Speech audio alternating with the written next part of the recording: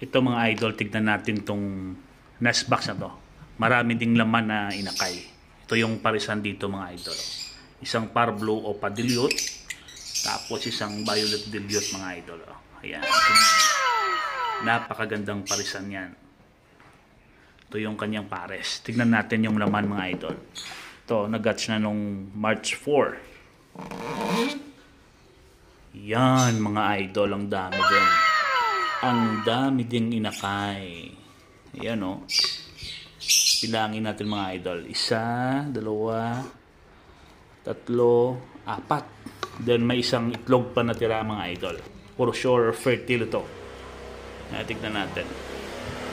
Yan mga lods, may laman. Fertile. 4 out of 5 din mga idol. Ayan.